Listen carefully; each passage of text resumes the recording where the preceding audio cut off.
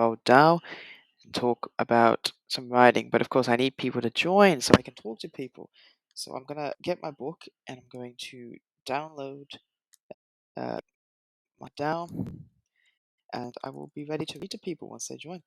But I think the best thing to do is to get started, and people will come along, be able to tune in, and um, yeah. But yesterday the stream went well. I was really happy. My girlfriend loved the story, and I need to edit it so it can be better. I need to edit it up, make it better than it was before. But I think the stream went really well, and I think it's it me to do some more streaming and just have fun with it and get to know people on my channel, and I think that'll be really cool. But for now, I need to. It's so windy today. The wind is empowering. It's just like a wolf or something howling at us constantly. It's insane. It's so windy. But I've got the laundry out and it keeps blowing all over the place, so I've had to play with it, put it around, and just to get it to stop falling, because it keeps falling on the ground. And our balcony is not the cleanest, so it's not very good. We have a recycling box out there; it just keeps blowing around the place. But it's not the kind of day to sit outside and do some reading, which is what I would like to do eventually. Because I've got this really nice park really close to my house, and down there's a lake. And at this lake, there's sometimes ducks, but there's lily pads and there's fish in that lake too. So I think it's the perfect place to sit down, maybe do a face cam stream. Uh, I know I'm kind of a bit away from that now. I kind of just want to do some relaxing reading and writing streams. But a face cam stream is something I'd like to do in the future. And I think it's something that's kind of more personal. But it's a little bit scary because I am just a new streamer. So doing a FaceTime stream is a little bit meh, a little bit freaky. But it just takes confidence, and I think once I get to know my audience a bit better, I'm sure it won't be too bad. I kind of take my inspiration from some bigger Twitch streamers like PewDiePie. He doesn't really do Twitch, but I've been watching him since I was very young. Daff, 39 Daff, Hatchabi, and Asu. And Jacksepticeye never really does Twitch. And RT Game, he was a prolific Twitch streamer, and I love watching his content as well because he is also an Irish boy, and that's really cool to me. And I find, I appreciate the humor, and he makes a lot of jokes about Ireland. And I guess the cool thing about that is he brings Irish culture and Irish humor to the world. I love it. I love it for that. It makes me think: do I want to be an Irish streamer or just my own streamer? But I think just being yourself is the way to go on Twitch, or go anywhere in life for that matter. And I'm going to quickly get the book that I want to read. The book I want to read today is called Roald Dahl's Deception. And we all know Roald Dahl for his very his children's books that did very well, like Matilda, BFG, George and the Giant Peach, Danny the Champion of the World. But he was also known for writing some adult books, which were a bit darker, we should say. And the one I have here today was written in. This one was published in 1947, so 2 years after the Second World War. And it was here that he published a collection of stories that he had written throughout his life, all of them to do with the theme of deception, trickery,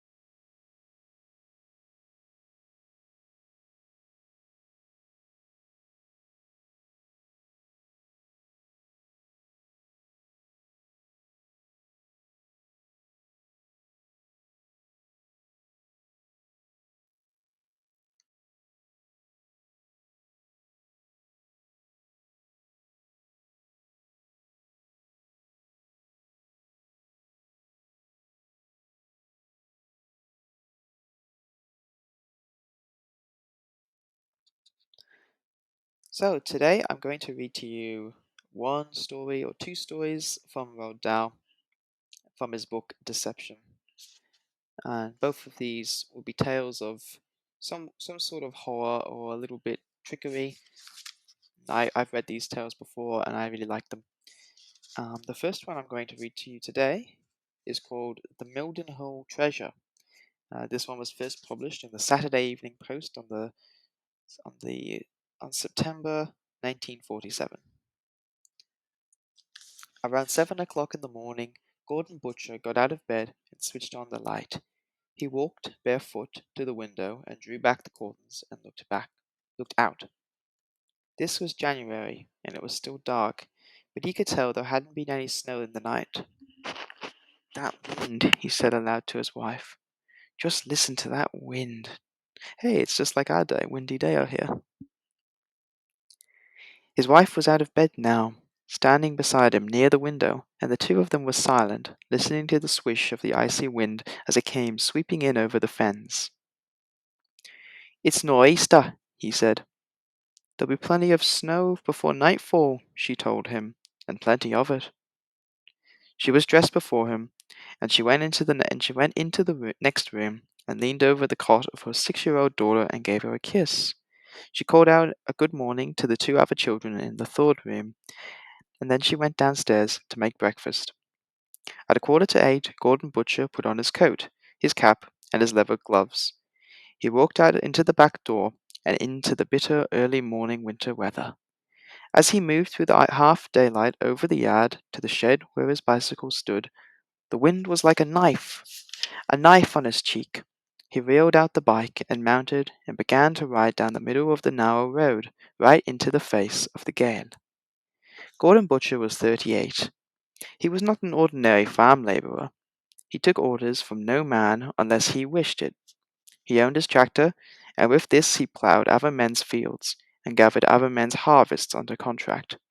His thoughts were only for his wife, his son, and his two daughters. His wealth was in a small brick house, his 2 cows, his tractor, his skill as a ploughman too. Gordon Butcher's head was very curiously shaped, the back of it protruding like a sharp end of an enormous egg, and his ears stuck out, and a front tooth was missing on both sides. But none of this seemed to matter very much when you met him face to face in the open air. He looked at you with steady blue eyes that were without any malice or cunning or greed, and the mouth didn't have those thin lines of bitterness around the edges, which one so often sees in men who work the land and spend their days fighting the weather. His only eccentricity, was to which he would cheerfully admit if you asked him, was in talking aloud to himself when he was alone. This habit, he said, grew from the fact that the kind of work he did left him entirely by himself for 10 hours a day, 6 days a week. It keeps me company, he said, hearing me own voice now and then. He biked on down the road, pedalling hard against the brutal wind. All right, he said. All right, why don't you blow a bit? Is that the best you can do? My goodness me, I hardly know you're there this morning. The wind howled around him, and he snapped his coat and squeezed its way through the pores of the heavy wool, through under his jacket, to his shirt and vest, and it touched his bare skin with an icy fingertip. Why, he said, it's lukewarm. You're lukewarm today. You'll have to do better than that if you're going to make me shiver. And now the darkness was diluting into a pale grey morning light, and Gordon Butcher could see the cloudy roof of the sky very low above his head and flying with the wind. Grey-blue the clouds were, flecked here and there with black, a solid mass from horizon to horizon, the whole thing moving with the wind, sliding above his head like a great grey sheet of metal unrolling. All around him lay the bleak and lonely fen country of Suffolk. A mile upon mile of it went on forever. He pedalled on. He rode through the outskirts of the little town of Mildenhall, and headed for the village of West Row, where he met a man named Ford, and this man named Ford had his place. He had left his tractor at Ford's the day before, because his next job was to plough up 4.5 acres of thistly green for Ford. It was not Ford's land. It is important to remember this, but Ford was the one who had asked him to do the work, when actually a farmer named Rolfe owned the 4.5 acres. Rolfe had asked Ford to get it plowed because Ford, like Gordon Butcher, did plowing jobs for other men.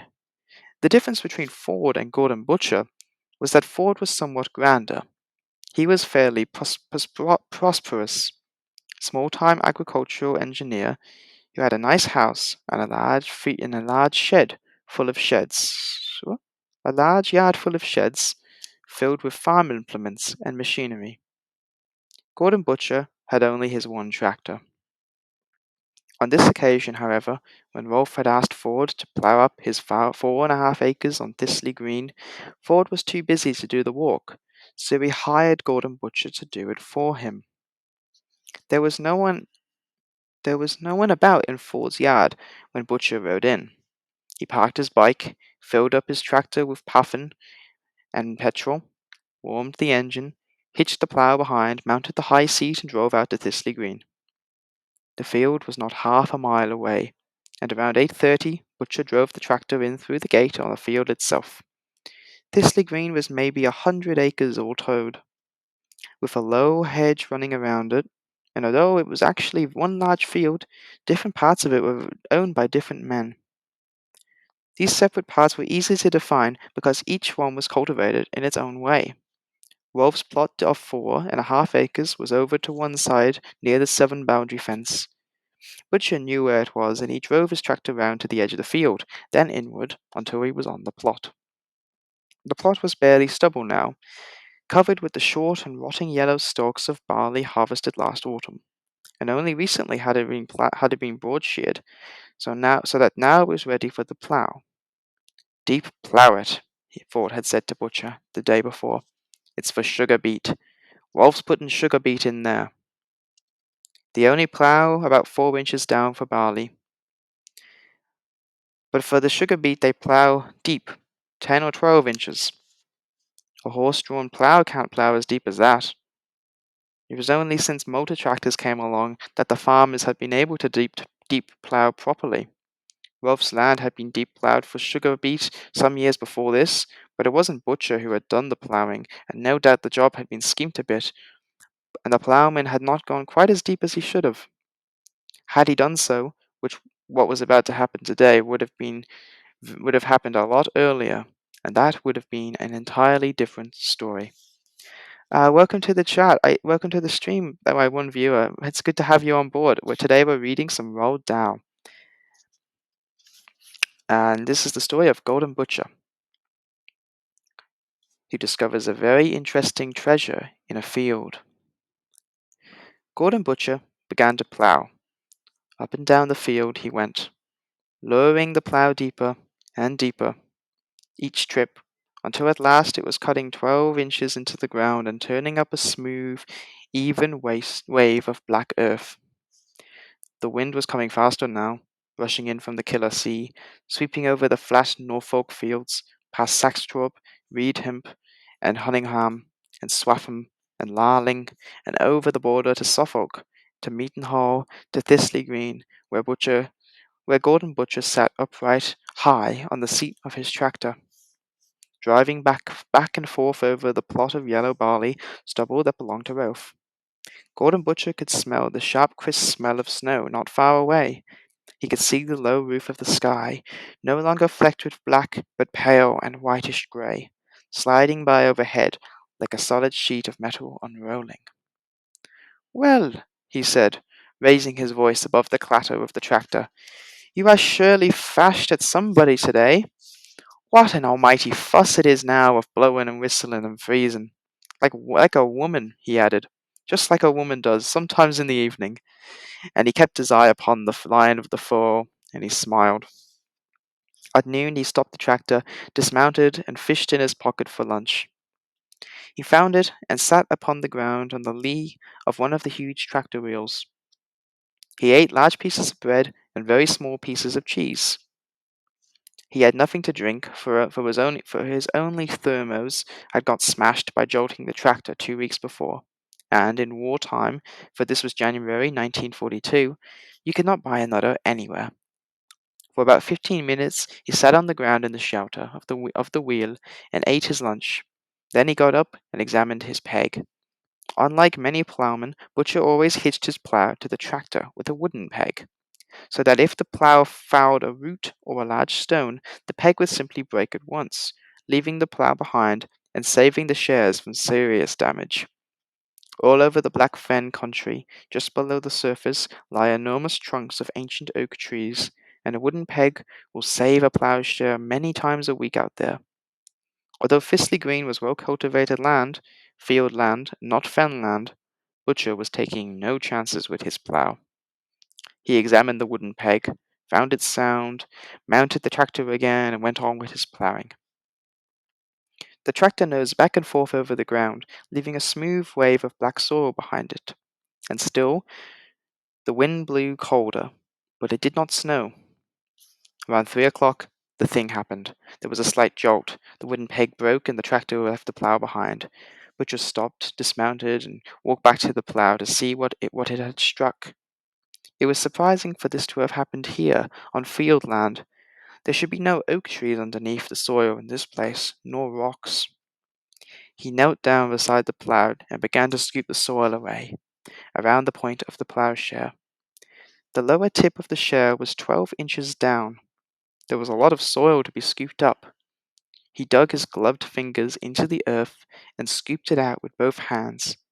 6 inches down, 8 inches, 10 inches, 12. He slid his fingers along the blade of the plowshare until they reached the point of it. The soil was loose and crumbly, and it kept falling back into the hole he was digging. He could not therefore see the 12-inch point of the share. He could only feel it, and now he could feel the point was indeed lodged against something solid. He scooped away more earth. He enlarged the hole. It was necessary to see clearly what sort of an obstacle he had struck. If it was fairly small, then perhaps he could dig it out with his hands and get on with the job. It was his tree trunk. If it was a tree trunk, he would have to go back to Ford's and fetch a spade. "Come on," he said aloud. "I'll have you out of here. You hidden demon, you old rotten thing." And suddenly, as his gloved fingers scratched away at the final handful of black earth, he caught sight of the curved rim of something flat, like the rim of a huge thick plate sticking up out of the soil. He rubbed the rim with his fingers, and he rubbed again. Then, all at once, the rim gave off a greenish glint, and Gordon Butcher bent his head closer and closer still, peering down into the little hole he had dug with his hands. For one last time, he rubbed the rim clean with his fingers, and, in a flash of light, he saw clearly the unmistakable blue-green crust of ancient buried material, and his heart stood still. It should be explained here that farmers in this part of Suffolk, and particularly in the Mildenhall area, have for years been turning up ancient objects from the soil. Flint arrowheads from very long ago have been found in considerable numbers, and more interesting than that, Roman pottery and Roman implements have also been found. It is known that the Romans favoured this part of the country during their occupation of Britain, and all local farmers were therefore well aware of the possibility of finding something interesting during a day's work. And so there was a kind of permanent awareness among Mildenhall people of their presence of treasure underneath the earth of their land. Gordon Butcher's reaction as he saw the rim of that enormous plate was a curious one. He immediately drew away. Then he got to his feet and turned back on what he had just seen. He paused only long enough to switch off the engine of his tractor before he walked off fast in the direction of the road. He did not know precisely what impulse caused him to stop digging and walk away. He will tell you that the only thing he can remember about those first few seconds was the whiff of danger that came to him in that little patch of greenish blue. The moment he touched it with his fingers, something electric went through his body, and there came to him a powerful premonition that this thing could destroy the peace and happiness of many people. In the beginning, all he had wished to do was to be away from it, and to leave it behind, and be done with it forever. But after he had gone a few hundred yards back or so, he began to slow his pace at the gate leading. He began to slow his pace. At the gate leading from Thistley Green, he stopped. "What in the world is the matter with you, Mr. Gordon Butcher?" he said aloud to the howling wind. "Are you frightened or something?" "No, I'm not frightened, but I'll tell you straight, I'm not keen to handle this alone." That was when he thought of Ford. He thought of Ford because at first it was for him that he was working. He thought of him because he knew that Ford was a collector of old stuff, of all the old stones and arrowheads which people kept digging up from time to time in the district, which they brought to Ford, and which Ford placed upon the mantel in his parlour. It was believed that Ford sold things, but no one knew or cared how he did it. Gordon Butcher turned towards Ford's place, and walked fast out of the gate to the narrow road, down the road, around the sharp left hand of the corner, and so to the house. He found Ford in his lad's shed, bending over a damaged harrow, mending it. Butcher stood by the door and said, "Mr. Ford." Ford looked around without straightening his body. "Well, Gordon," he said, "what is it?" Ford was middle-aged, or a little older, bald-headed, long-nosed, with a clever, foxy look about his face. His mouth was thin and sour, and when he looked at you, you saw the tightness of his mouth and the thin, sour line of his lips, and you knew that it was a mouth that never smiled. His chin receded, his nose was long and sharp, and he had an air about him of a sour old crafty fox from the woods. "What is it?" he said, looking up from the harrow. Gordon Butcher stood by the door, blue-cheeked, with cold, a little out of breath, rubbing his hands slowly against one another. "The tractor left the plough behind," he said quietly. "There's metal down there. I saw it." Ford's head gave a jerk. "What kind of metal?" he said sharply. "Flat, quite flat, like a huge sort of plate." "You didn't dig it out?" Ford had straightened up now. There was a glint of eagles in his eyes. Butcher said, "No, I left it alone and came straight on here." Ford walked quickly over to the corner and took his coat off the nail. He found a cap and gloves, then he found a spade and went towards the door. There was something odd, he noticed, in Butcher's manner. "You're sure it was metal?" "Crusted up," Butcher said, "but it was metal all right." "How deep?" "12 inches down. At least the top of it was 12 inches down, the rest is deeper." "How do you know it was a plate?" "I don't," replied Butcher. "I only saw a little bit of the rim." "But it did look like a plate to me, an enormous plate."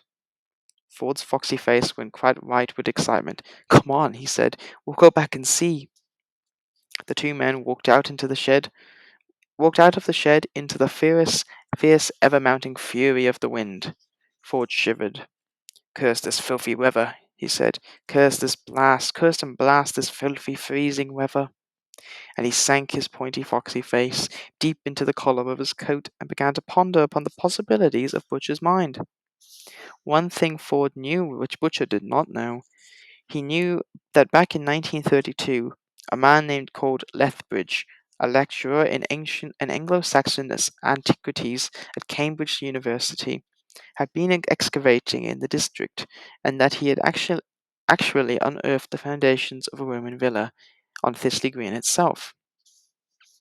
Ford was not forgetting that, and he quickened his pace.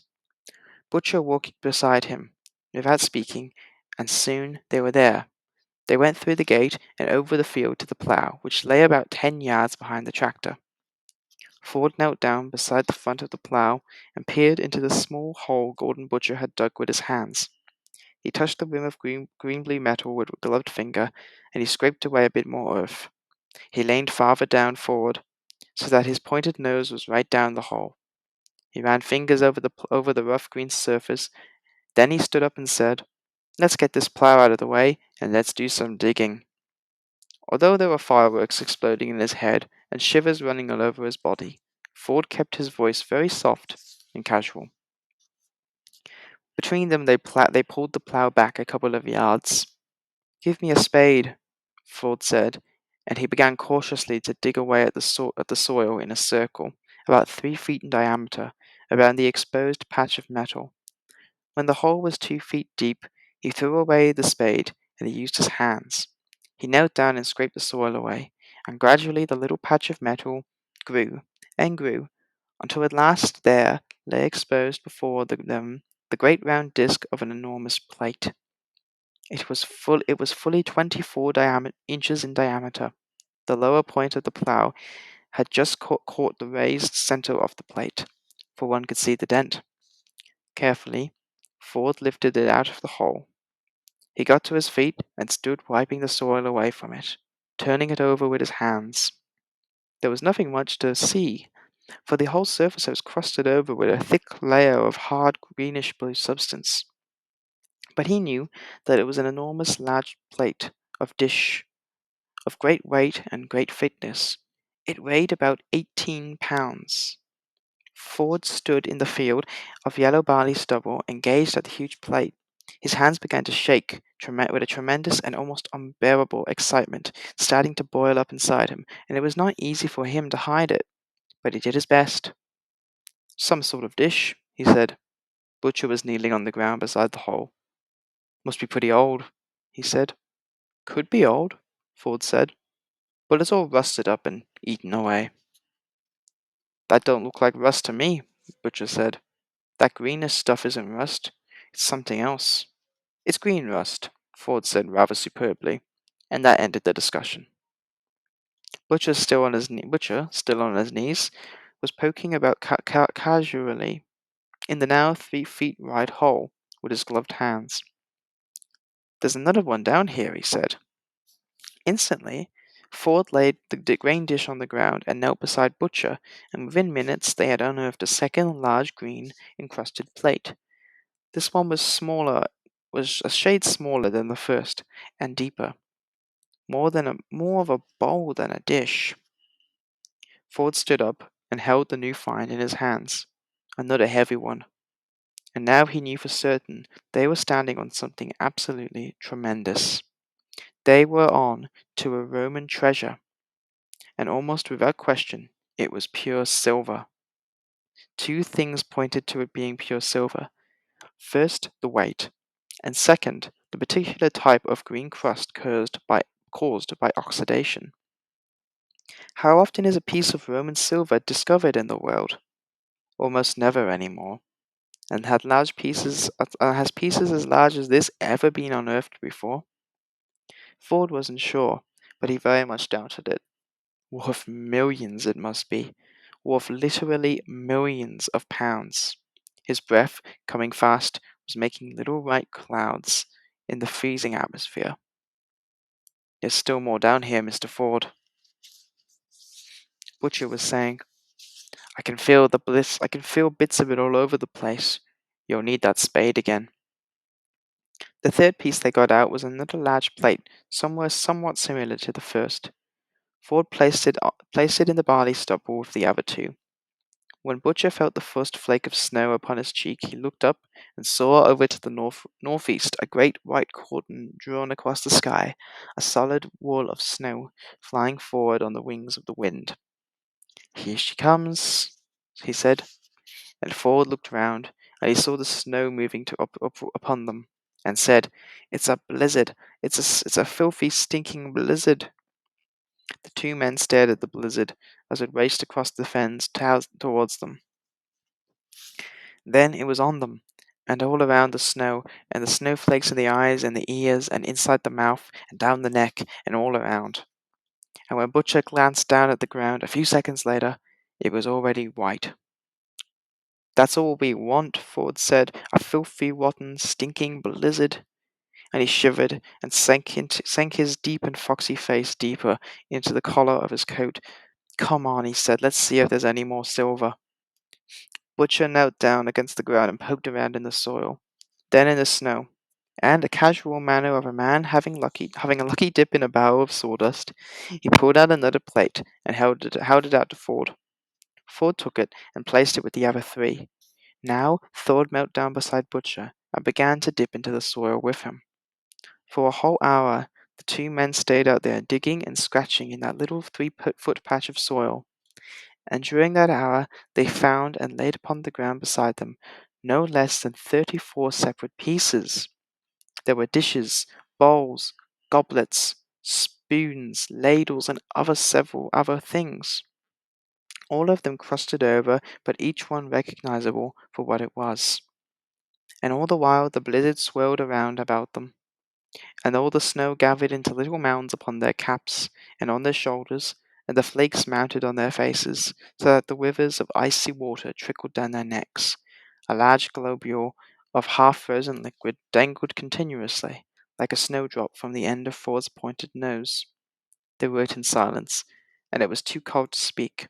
And, and, and as one precious article after the other precious article was unearthed, Ford laid them down carefully upon the ground in rows, pausing every now and then to wipe the snow away from the dish with or a spoon, which was in the danger of being completely covered from the blizzard. At last, Ford said, "That's the lot, I think." "Yes." Ford stood up and stamped his feet on the ground. "Got a sack in the tractor?" he said. And while Butcher walked over to fetch the stick, he turned and gazed upon the 34 pieces lying in the snow behind at his feet. He counted them again.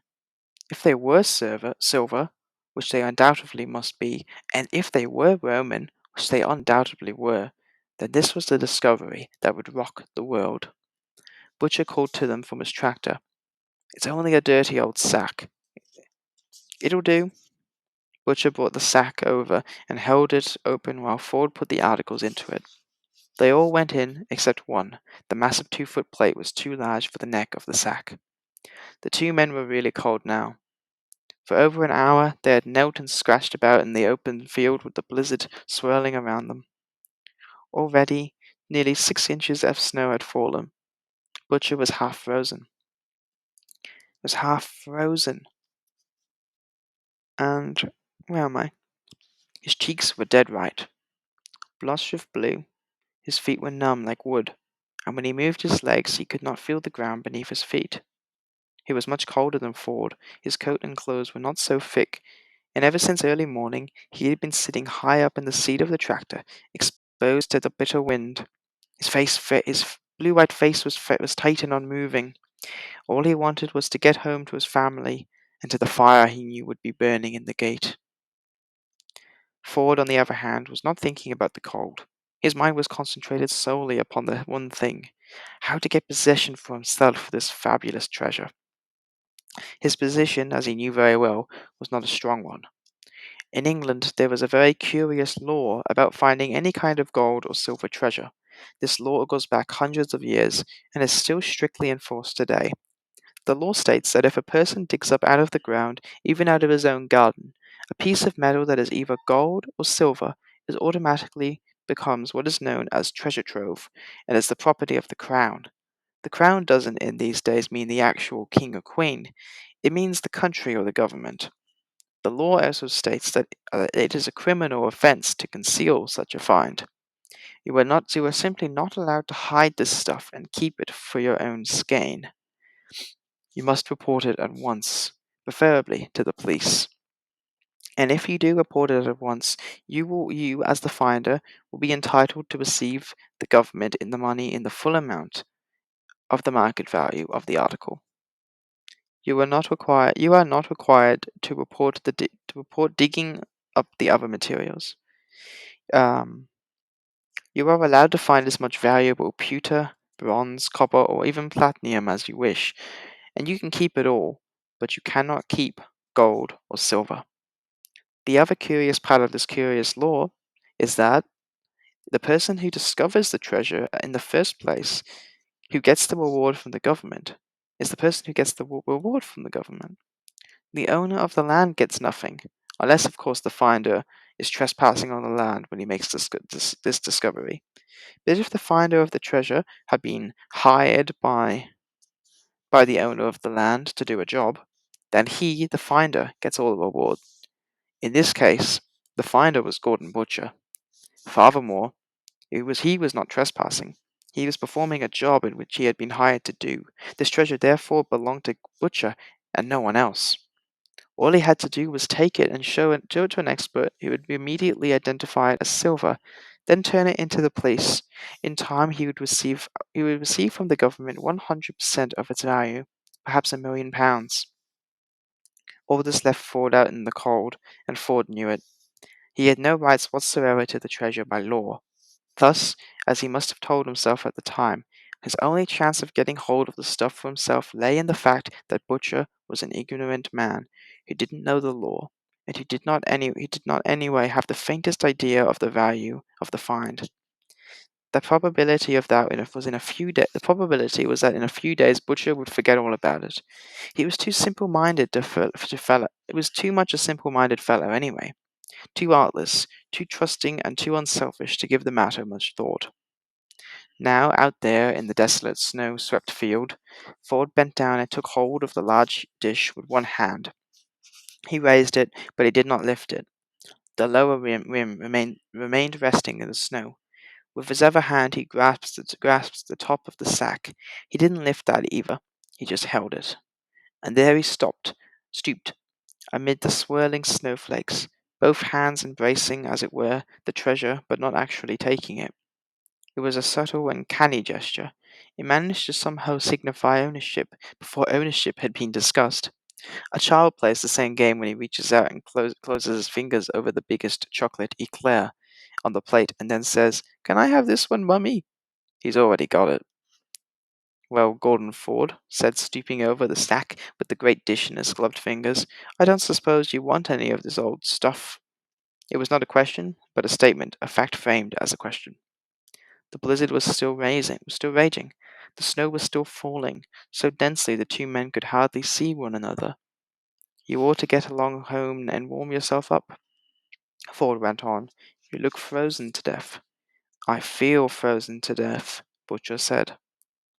"Then you get on that tractor quick and hurry home," and the thoughtful, kind-hearted Ford said. "Leave the plow and leave your bike at my place. The important thing is to get back home and warm yourself before you catch pneumonia." "That's what I'll just do, Mr. Ford," Butcher said. "Can you manage all right with that sack? It might get heavy." "I might not even bother about it today," Ford said, casually. "I just might leave it here and come back for it another time. Rusty old stuff." "So long then, Mr. Ford." "Bye, Gordon." Gordon Butcher mounted the tractor and drove away into the blizzard. Ford hoisted the sack onto his shoulder, and then, not without difficulty, he lifted the now massive dish with his other hand and tucked it under his arm. "I am carrying," he told himself as he trudged through the snow, "I am now carrying what is probably the biggest treasure ever dug up in the whole history of England." When Gordon Butcher came stamping and blowing back through the door of his small brick house late that afternoon, his wife was ironing by the fire. She looked up and saw his blue-white face and snow-encrusted clothes. "My goodness, Gordon, you look froze to death!" she cried. "I am," he said. "Help me with these clothes, love. My fingers aren't working." She pulled off his gloves, his coat, his jacket, his wet shirt. She pulled off his boots and his socks, and she fetched the towel and rubbed his chest and shoulders vigorously all over to restore circulation. She rubbed his feet. "Sit down by the fire there," she said, "and I'll give you a nice warm cup of tea." Later, when he was settled comfortably in the warmth with dry clothes on his back and the mug of tea in his hand, he told her what had happened that afternoon. "He's a foxy one, that Mr. Ford," said his wife, not looking up from her ironing. "I never did like him." "He got pretty excited about it all, I can tell you that," Gordon Butcher said. "Jumpy as a jackrabbit he was." "That may be," she said, "but you ought to have more sense than go crawling about on your hands and knees in the freezing blizzard just because Mr. Ford said to do it." "I'm all right," Gordon Butcher said. "I'm warming up nicely now." And that, believe it or not, was the last time the subject of the treasure was discussed in the Butcher household for some years. The reader should be reminded that this was wartime in 1942. Britain was totally absorbed in a desperate war against Hitler and Mussolini. Germany was bombing England, and England was bombing Germany, and nearly every night Gordon Butcher heard the roar of motors from the big aerodrome near Milton Hall as the bombers took off for Hamburg, Berlin, Kiel, Wilhelmshaven, and Frankfurt. Sometimes he would wake in the early mornings and hear the sound of the Germans bombing, coming flying over to bomb the aerodrome, and the butcher house would shake with a crump and the crash of the bombs not too far away. Butcher himself was exempt from military service. He was a farmer, a skilled plowsman, and they had told him that when he volunteered for the army in 1939, he was not wanted. The island's food supplies must be kept going, they told him, and he was a vital man, and that it was vital for men like him to stay on their jobs and cultivate the land. Ford, being in the same business, was also exempt from military service. He was a bachelor, living alone, and thus he was able to live a secret life and do secret things within the walls of his home. And so, on that terrible snowy afternoon when they dug up the treasure, Ford carried it home and laid everything on the table in the back room. 34 separate pieces. They covered the entire table, and by the look of it, they were in marvelous condition. Silver does not rust. The green crust of oxidation can even be protection for the surface of the metal underneath, and with care, it could all be removed. Ford decided to use an ordinary domestic silver polish known as Silvo, and he bought a large stock of it from the ironmonger's shop in Mildenhall. Then he took the first great 2 foot plate and which weighed more than 18 pounds. He worked on it in the evenings. He soaked it up with all over with silver. He rubbed and he rubbed. He worked patiently on this dish every single night for more than 16 weeks. At last, one memorable evening, he showed beneath his rubbing a small area of shining surface, and on the silver, raised up and beautifully worked, there was part of a man's head. He kept at it, and gradually the little patch of shining metal spread and spread. The blue-green crust crept outwards to the edges of the plate, until finally the top surface of the great dish lay before him in all its glory, covered all over with the most wondrous pattern of animals and men and women and many odd legendary things. Ford was astounded by the beauty of the green plate. It was filled with life and movement. There was a fierce face tangled with hair, a dancing goat with a human head. There were men and women and animals of all kinds cavorting around the rim, and no doubt all of them told a story. Next, he set about cleaning the reverse side of the plate. Weeks and weeks it took, and all the work was when all the work was completed, and the whole plate on both sides was shining like a star. He placed it safely on the lower cupboard of his big oak sideboard and locked the cupboard door. One by one, he tackled the remaining 33 pieces. A mania had taken hold of him now, a fierce compulsion to make every item shine in all its silver brilliance. He wanted to see all 34 pieces laid out on the big table in a dazzling array of silver. He wanted that more than anything else, and he worked desperately hard to achieve his wish. He cleaned the 2 smaller dishes next, and then the large fluted bowl, and then the 5 long handled labels, the goblets and wine cups and spoons. Every single piece was cleaned with equal care and made to shine with equal brilliance. And then, when they were all done, 2 years had passed, and it was 1944. But no strangers were allowed to look. Ford discussed the matter with no man and no woman, and Rolfe, the owner of the plot of land on Thistley Green, where the treasure had been found, knew nothing except that someone Ford had hired had ploughed his land extremely well and very deep. One can guess why Ford had hid the treasure instead of reporting it to the police as treasure trove. Had he reported it, it would have been taken away, and Gordon Butcher would have been rewarded as the finder, rewarded with the fortune. So the only thing Ford could do was to hang on to it and hide it in the hope of presumably selling it quietly to some dealer or collector at a later date. It was possible, of course, to take a more charitable view and assume that Ford kept the treasure solely because he had loved beautiful things and wanted to have them around him. No one will ever know the true answer. Another year went by. The war against Hitler was won. And then in 1946, just after Easter, there was a knock on the door of Ford's house. Ford opened it. "Why, hello, Mr. Ford. How are you after all these years?" "Hello, Dr. Fawcett," Ford said. You been keeping all right?" "I'm fine, thank you," Dr. Fawcett said. "It's been a long time, hasn't it?" "Yes," Ford said. "That old war kept us pretty busy." "May I come in?" Dr. Fawcett said. "Of course," Ford said. "Come in." Dr. Hugh Alderson Fawcett was a keen and learned archaeologist who before the war had made a point of visiting Ford once a year in search of old stones or arrowheads.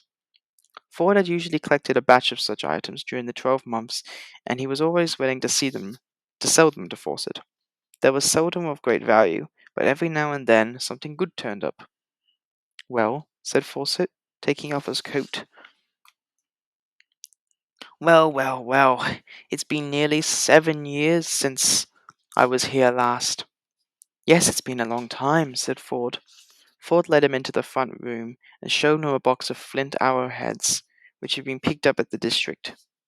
Some were good, others not so good. Fawcett picked through them and sorted them, and the deal was done. "Nothing else?" "No, I don't think so." Ford wished fervently that Dr. Fawcett had never come. He wished even more fervently that he would go away.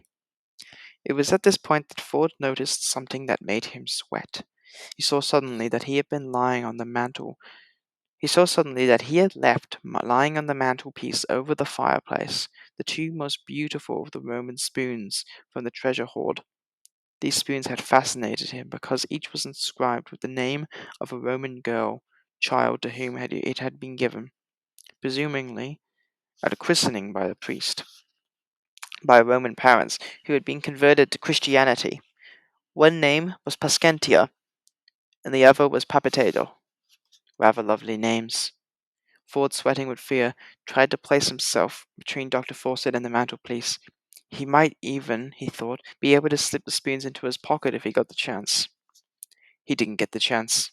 Perhaps Ford had polished them too well, or so well that a little flash reflected off the silver and caught the doctor's eye, but who knows? The fact remains that Fawcett saw them. The moment he saw them, he pounced like a tiger. "Great heavens alive!" he cried. "What are these?" "Pewter," Ford said, sweating more than ever. "Just a couple of old pewter spoons." "Pewter?" cried Fawcett, turning one of the spoons over in his fingers. "Pewter? You call this pewter?" "That's right," Ford said. "It's pewter." "You know what this is?" Ford said, his voice going high with excitement. "Shall I tell you what this really is?" "You don't have to tell me," Ford said truculent. "I know what it is. It's old pewter, and quite nice too." Fawcett was reading the inscription in Roman letters on the skewered spoon. "Papitedo!" he cried. "What's that mean?" Ford asked him. Fawcett picked up the name of the spoon. Pacantia. "It's beautiful," he said. "These are the names of Roman children, and those spoons, my friend, are made of solid silver." "That's solid Roman silver." "Not possible," Ford said. "They're magnificent," Fawcett cried out, going into the raptures. "They're perfect. They're unbelievable. Where on earth did you find them? It's the most important to know where you found them. What was there anything else there?" Fawcett was hopping all about the room. "Well," Ford said, licking his dry lips. "You must report them at once," Fawcett cried. "They're treasure trove. The British Museum is going to want these for certain." "How long have you had them?" "Just a little while," Ford said. "And who found them?" Fawcett asked, looking straight at him. "Did you find them yourself? Or did you get them from somebody else? This is vital. The finder will be able to tell us all about it." Ford felt the walls of the room closing in on him, and he didn't quite know what to do. "Come on, man. You know where you got them. Every detail will have to come out of your hand once you hand them in. Promise me you'll go to the police with them at once." "Well," Ford said, "if you don't, then I'm afraid I'll have to report it myself." Fawcett told him it's my duty. The game was up now, and Ford knew it. 1,000 questions would be asked.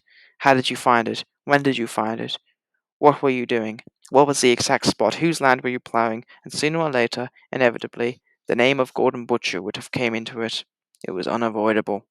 And then, when Butcher was questioned, he would remember the size of the hoard and tell them all about it. So the game was up, and there was only one thing to do at this point, and that was to unlock the big doors of the sideboard and show the entire hoard to Dr. Fawcett. Ford's excuse for keeping it all and not turning it in would have been that he thought it was pewter. So long as he stuck to that, he told himself, they couldn't do anything to him. Dr. Fawcett would probably have a heart attack when he saw what was in the cupboard. There is actually quite a bit more of it, Ford said. Where? Dr. Fawcett said, spinning around. Where, man? Where? Lead me to it. I really thought it was pewter, Ford said, moving slowly and very reluctantly forward to open the side door. Otherwise, I would have naturally reported it to the police at once. He bent down and unlocked the doors of the sideboard. He opened the doors, and then Dr. Hugh Alderson Fawcett very nearly did have a heart attack. He flung himself on his knees. He gasped. He choked. He began spluttering all over like a kettle. He reached out for the great silver dish and he took it. He held it up with his shaking hands and his face went as white as the snow. He didn't speak. He couldn't. He was literally and physically, mentally struck by absolutely dumb by the sight of this great silver Roman treasure. The interesting part of the story ends here. The rest is routine. Ford went to Mildenhall Police Station and made a report. The police came at once and collected all 34 pieces, and they were sent under the guard of the British Museum for examination. Then an urgent message from the museum to Mildenhall Police. It was far away the finest Roman silver was ever found in the British Isles. It was of enormous value. The museum, which is really a public governmental institution, wished to acquire it. In fact, they insisted upon acquiring it. The wheels of law began to turn. An official inquest and hearing was arranged at the nearest large town, Bury St. Edmunds. The silver was moved there under the special police guard. Ford was summoned to appear before the coroner and the jury of 14, while Good Butcher, that good quiet man, was ordered to also to present himself to give evidence.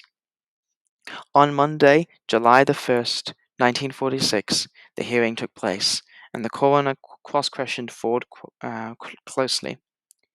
You thought it was pewter? Yes. Even after you had cleaned it? Yes. You took no steps to inform any experts of the find? Yes. Oh, no, sorry. What did you intend to do with the articles? Nothing, just keep them. And when he had concluded his evidence, Ford asked permission to go outside into the fresh air because he felt faint, and nobody was surprised at that. Then Joe was called, and in a few simple words he told his part of the affair. Dr. Fawcett gave his evidence, so did several other learned archaeologists, all of whom testified to the extreme rarity of the treasure. They said that it was of the fourth century after Christ, and that it was the table of a wealthy Roman family, that had been probably buried by the owner's bailiff to save it from the Picts and the Scots who swept down from the north in about AD 365 to 7 and laid waste to many Roman settlements. The man who buried it had probably been liquidated either by a Pict or Scot, and the treasure had remained concealed a foot below the soil ever since. The workmanship, said the experts, was magnificent. Some of it may have been executed in England, but most probably the articles were made in Italy or in Egypt. The great plate was, of course, the finest piece. The head of the center was of Neptune, the sea god, and with dolphins in his hair and the seaweed in his beard. All around him, sea nymphs and sea monsters gamboled. gamboled. And on the broad rim of the plate stood Bacchus and his attendants. There was wine and revelry. Hercules there, quite drunk, supported by his two satyrs, and lion's skin fallen from his shoulders. Pan was there too, dancing upon his goat legs with his pipes in his hands, and everywhere there were Maenads, female devotees of Bacchus, robbed of tipsy women. The court was told that there was also several of the spoons bore of the monograms of Christ, Chido, and the two which were inscribed with the names of Pascentia and Papido were undoubtedly christening presents. The experts concluded their evidence, and the court was adjourned. Soon the jury returned, and their verdict was astonishing.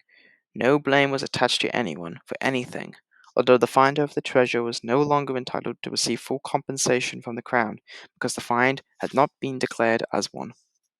Nevertheless, there would have probably been a measure of compensation paid, and with this in view, the finders were declared to be jointly Ford and Butcher, not Butcher, Ford and Butcher.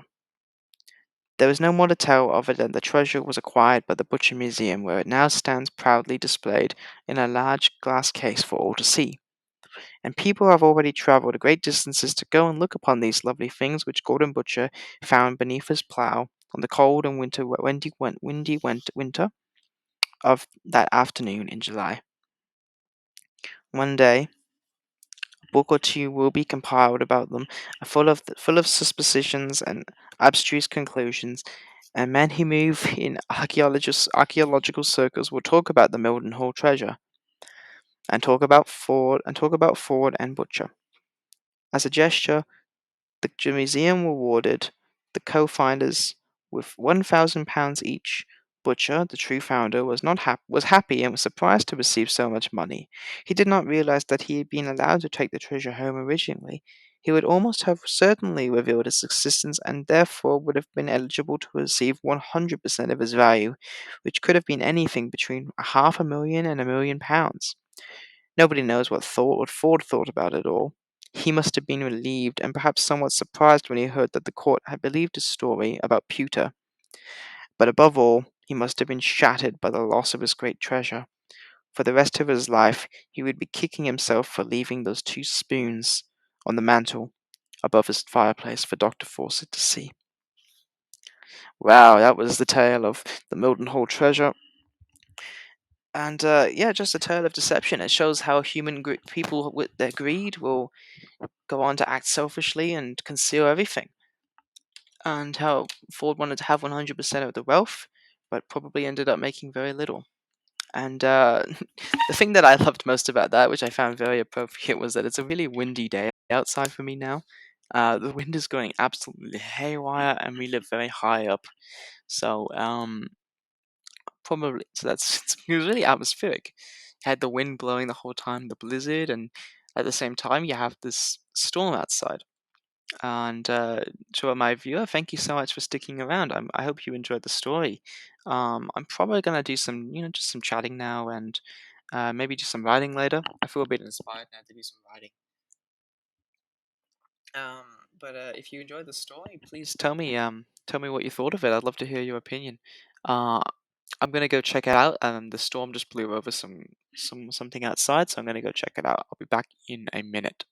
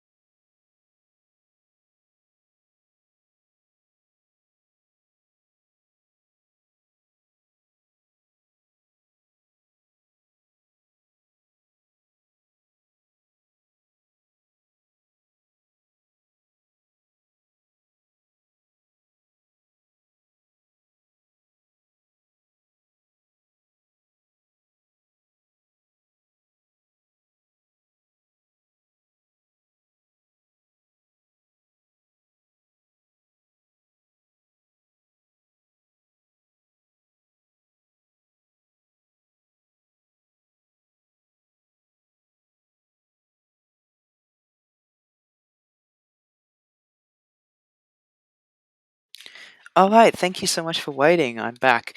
I just had to move some stuff on my balcony. Got the laundry out there because it's kind of a contrast. It's a beautiful sunny day. There's no clouds outside, and it's warm. It's not a cold day, but the wind is so strong and so cold. So my laundry was all blowing out around my balcony, and I had to move the laundry rack inside, and we keep our recycling bin outside too, and that blew over. So I had to. Luckily, it wasn't very full, so I had to just put some stuff back inside. But I just moved everything, so now hopefully it won't blow around again while I'm reading or writing. And I think I'm just gonna switch over and show over to my gameplay screen. I'm gonna open up a Word document and I'm gonna do some drawing for you guys. I'm not a very good drawer, but I'll do some drawing and I'll do some writing. I think that'd be very nice. I just need to make a new document and I'll do it. Uh, but no, it's really early right now. It's morning time for me, and I'm just chilling. Like I try to do like 2 hours of 2 hours a day of Twitch. But, tomorrow I might be a bit busy. I have to do some work tomorrow, so I might not be able to stream tomorrow. If I think I have the energy to do it, maybe I can do it later. So it might be a later stream tomorrow. Today's pretty good and early, and let me see if I can. And yeah, that'll be nice. I'm gonna put my game up now.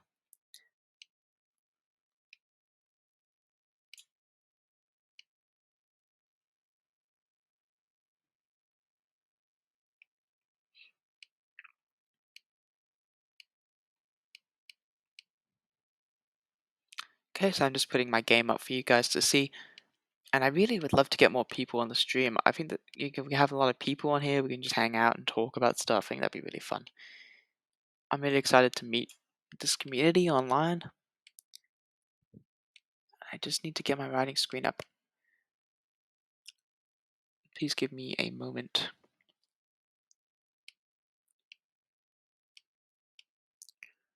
Oh no, I forgot how to do it.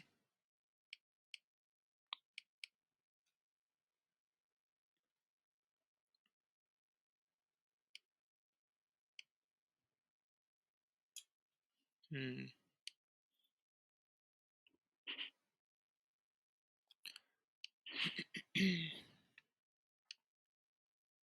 I think I've forgotten how to put my writing screen on, which isn't too good. Oh, hold on. I got it now. Awesome. There we go. Okay. Here we are, guys. This is where the magic happens. This is where my writing occurs. And I always say, like, the very first thing that a writer does is the blank screen. And I've written stories about the blank screen. I call it the white screen of like an open plane for you to go off and to go off and to just write. It's like imagine you're riding a horse or you're about to go for a run or ice skating or a big drive and you see this huge white plain in front of you, like Antarctica or the Great Salt Plains, and you think to yourself, there's so much potential out here, but right now it's just empty, and I need to go out and explore it. And that's just how I feel about the white page. It's something that a lot of writers don't like, but it's something that can be intimidating because you have to start from nothing. But I think if you're in the right mindset, then you can do it. You can do anything, and I believe in that. Um, something I enjoy above all else is noir. Now, maybe people I talk to, like I tell my family and my friends, oh, noir, what are you doing now? What you're writing? I tell them that I'm doing some noir writing. They say to me, noir, what's that? And I just say to them, well, it's like detective fiction, except noir is a little bit maybe deeper, a little bit darker than detective fiction. Detective fiction, because noir comes from the French word noir, which means black, and it's usually associated with maybe a darker view on the world and um, maybe also a um, like a negative or kind of a what's the word? what's that word? Not narcissistic. Um, the word is not what am I looking for? Like Rick Sanchez. He has a very negative view on the world, kind of like um, I can't think of it right now. Page, I'm thinking something,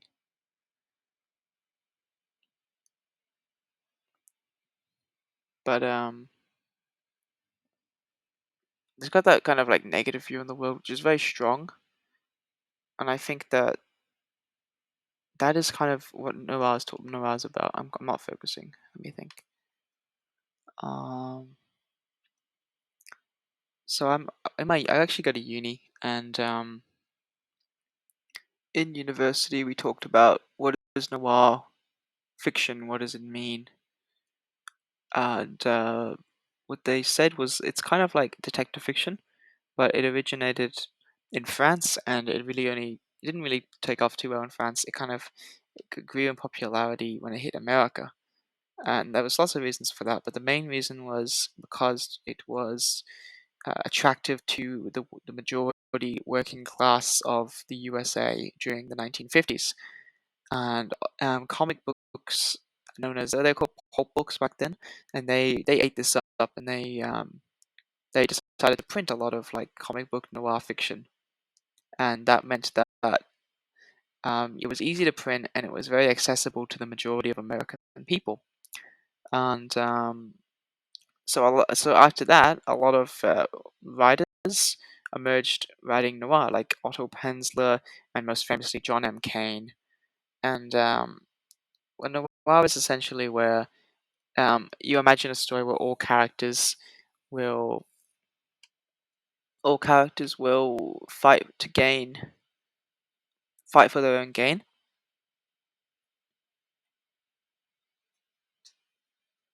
um, and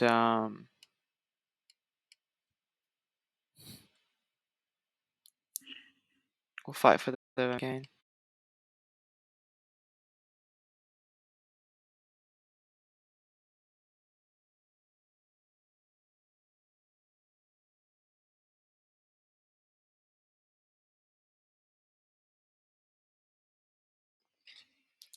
So that is what noir fiction is. And thanks to my streamer who just joined there, um, I think on the stream one day I'd like to read a bit of noir.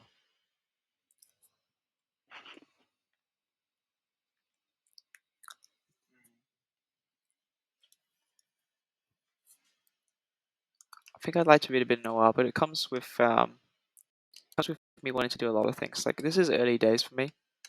I can do a bit of noir. I can do a bit of just talking, more reading maybe. But one thing I think is exciting is games. I like to play some games on here too.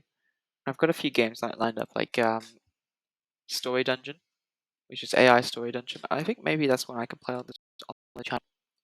I'm gonna have a look see if I get that.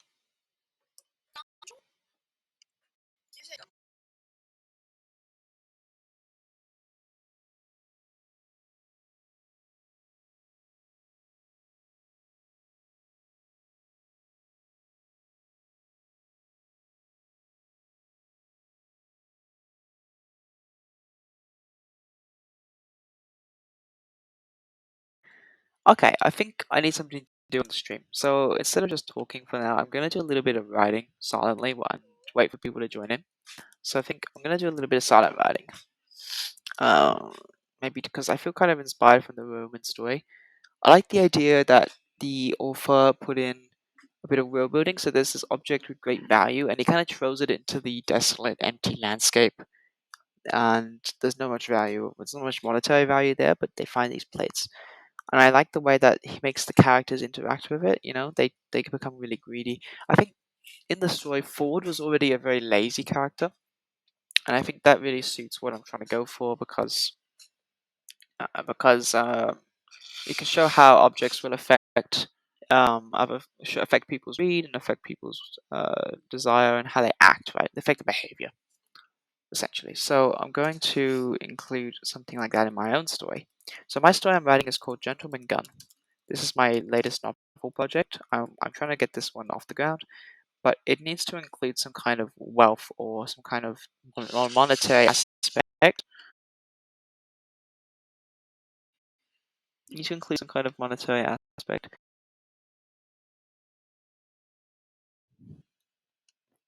So now there have been things I've been thinking about this story. Now this whole story is about. I should tell you a little bit about it. It's basically a story where capitalism rules the world. Like it's a complete capitalist dystopia. And basically, what happens here is the world is run by greedy capitalists, like four corporations. There are four corporations in control, and these corporations control all of the global wealth. And it's so powerful that countries have fallen apart, and the world is just run by corporations. So you can be born in the corporation of Azov, for instance. You could be born in another corporation of Raxcam, which is kind of like a SpaceX thing. Raxcam are obsessed with like leaving the world. Ascop are obsessed with technology. You know, the technology sector. There's another sector which is the entertainment sector. If you think of like I guess four major sectors, they control technology, mining, industry, and then there's the entertainment and arts culture industry. There's the space exploration industry. So the space exploration industry, which is Raxcam, which is from India, is Raxcam. Raxcam is the Indian corporation. There's the cultural and entertainment industry, which is they're known as what was it? Askov. Yeah. No, Askov was the sorry, my bad. Is the industry and science. They're known as so like industrial like coal mining, uh, construction projects maybe, and they're known as Askov. And then there's also the Askov. Um, yeah, just Askov. Maybe I could change it later, like Askov and Co. Maybe. And then there's gonna be the entertainment, culture, industry, and science, space exploration, and of course, they also focus on like agriculture as well. I'm gonna add this agriculture, like on Earth as well. This one could do like space exploration and colonization. So they focus on exploring and colonizing, claiming space for humanity. And then there's a final one I haven't actually thought of yet. So there's, of course, there'd be space exploration and colonization. There'd be cultural and entertainment industry. Then there's probably is it going to be an evil corporation, like an actual evil one?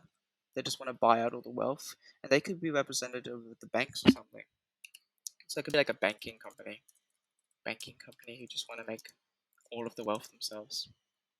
Um, they could be known as something. I think this one wants to be called spherical, spherical entertainment or something.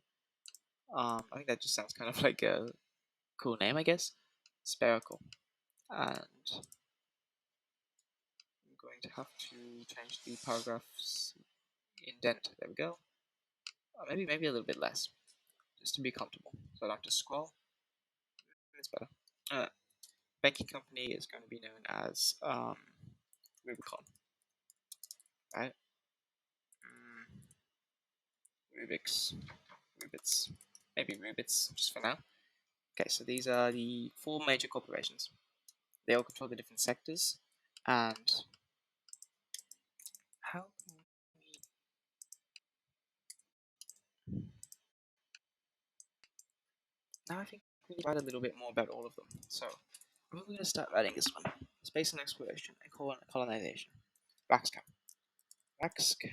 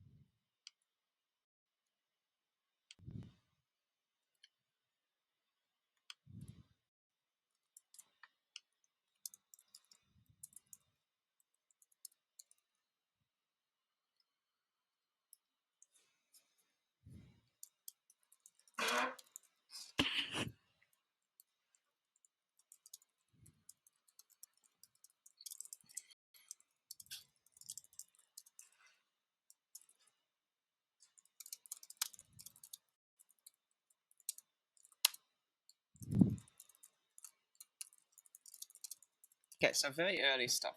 People are living on the moon, and already making manned missions to Mars. So very early days for them. And then there's cultural and entertainment industry. Spherical. Spherical is the most interesting to me. Well, this is kind of Roxanne is kind of like a SpaceX kind of company. Spherical is going to be more like K-pop, right? Because I think the whole thing with K-pop that is essentially like buying people out for an income. I read a few like articles and watched a few YouTube videos about companies, like K-pop companies, and how they treat their celebrities. Essentially, they tell them what to eat. They tell them they can't eat too much. They tell them they can't drink too much, and they make them work hard every day. It's no wonder they have K-pop boot camps for up and coming K-pop stars to come and try out and try to see if they can make it into a group, because that's what they want. That's what they do. They are a capitalist corporation, and I think in this futuristic world that I'm creating, this company is Spherical, and Spherical are the biggest industry in K-pop, kind of like K-pop stuff, like performing arts stuff, not stuff like performing arts district, and they focus. So Spiracle's going to focus on entertaining the masses, usually through film, media, and dancing. Entertaining the masses through film, media, and dancing, with some undoubtedly questionable motives. We'll say like methods. Welcome to the stream. Thanks for joining. How's your day? Today we're going to be writing a little bit of my novel, and undoubtedly questions methods. And they it's no secret that they starve their dancers,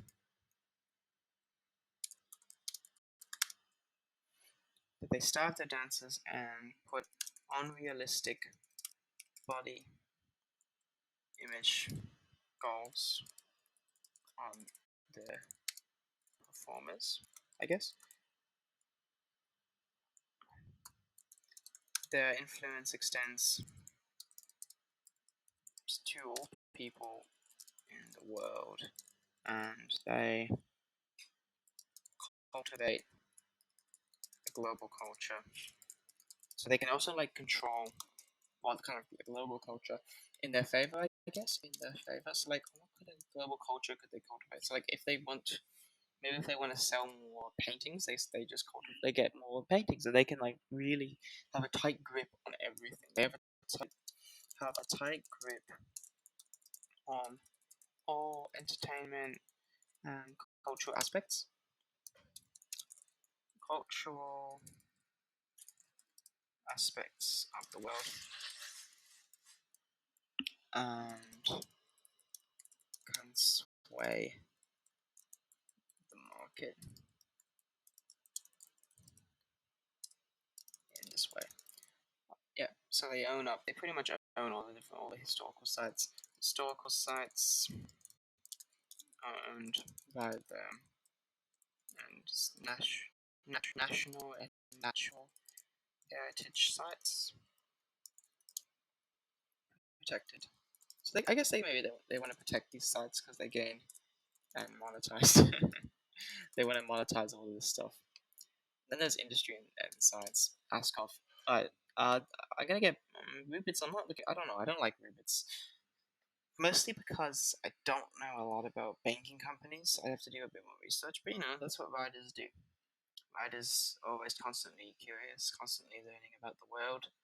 So I don't know a lot about banking companies, but it's important to learn how they function and what they do. Because if I want to write a realistic banking company, especially a global banking company, I need to know what I'm talking about. So for industry and science, so Askov, I think Askov is probably going to be the biggest company. Maybe not as big as Spherical. They were kind of equal in how much they control. Maybe Rubits will have to be the biggest because it's like banking, stock market stuff. They got to be the biggest, right? This is Askov. Askov are the lead innovators in mining, aqua, agriculture,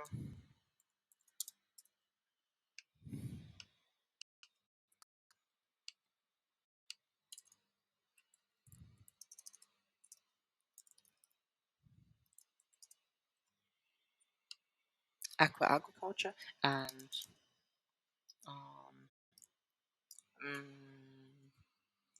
there needs to be more forestry, deforestry,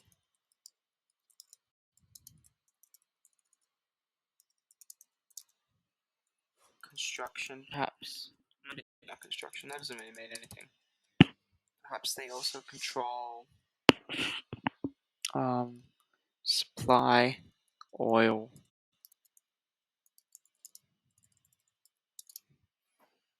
and also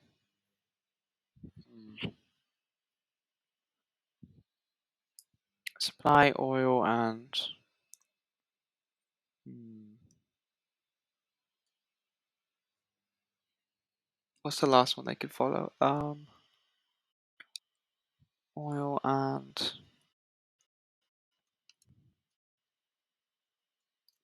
mm, what else would they control? I guess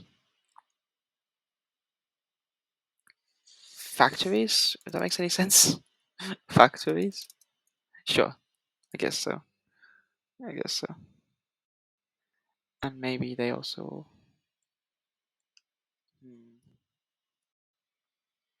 to make another one. Hi, Min Me. Hi, Min Me. How's your day? Thanks for joining the stream. Well, today we're just gonna be writing my novel, Gentleman Gun, as my latest work, and I guess we're just writing notes for it, like kind of a framework. I've written a lot of notes for it already, but it'll be it's useful to have some just some more work on it. Yeah, it's cool. It's cool. I'm excited for it because I've never written a novel before, and I've got friends in real life who have written novels, and I've yet to do it. So this is gonna be my first novel. It's gonna be published. I should set a goal. Maybe we can publish it by the end of this year. I think that's a pretty good goal. Oh, this year, yeah, the end of this year. I've got about um, what month are we in? July. I've got about 5 months to publish it now, but it's kind of hard to set goals. But if I do like finish the novel, doesn't mean publish it, just finish it, in 5 months.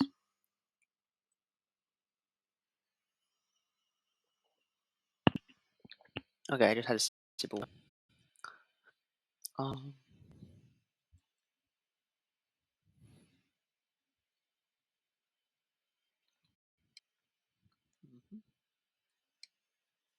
okay, oils and factories, oil and factories. These are all stuff that are important to us in this like the contemporary era. Steel factories, especially. But I don't know. Maybe in the future there'll be other resources. There'll be other materials they can use. I guess the ones with the most presence in our story is going to be spherical because our main character, haven't MC, he goes and he does missions to try and like infiltrate some members of spherical. Um, and I think maybe Raxam could do. We could have something in Raxam too. And of course there'll be Red Suit. Now Red Suit is like the antagonist slash protagonist of the story, and Red Suit is upcoming political company disguised. He wants to become a dictator essentially. I think disguised as government. Nah, disguised as a high tech robotics company. So I think he wants to the red suit. Red suit's a character in my story. He's like I guess you could say the villain or the antagonist, and he wants to essentially take down all these corporations and create a government of his own. Which is interesting because In this world, the entire world is controlled by corporations, right? So there's gonna be people who are unhappy with that because corporations are generally not, in our world, we know them as not very charitable. And even the ones that, put on the face of being charitable, uh, they're only out for their own gain and they want money above all things. Money, money, money. So, of course, in a world where literally everything is controlled by corporations, people are going to be unhappy with that. They're going to want a power, like a leader to come and rescue them. So Red Suit is the person who wants to take that role, wishes to rescue the people from slavery of the corporations.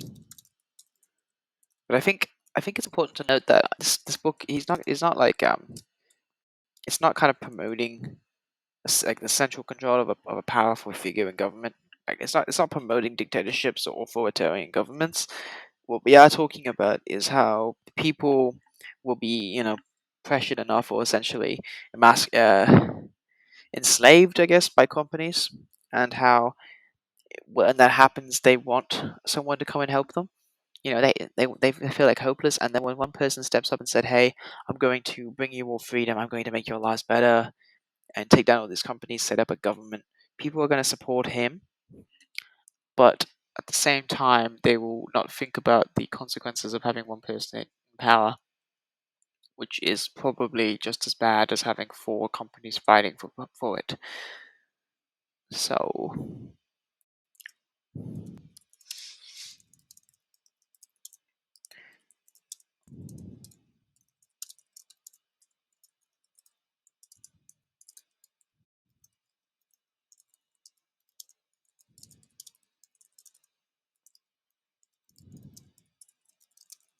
he wants to be like the first world leader because even at this point, no one person has controlled the entire world. So he wants to become a leader of the world. And to do that, he is going to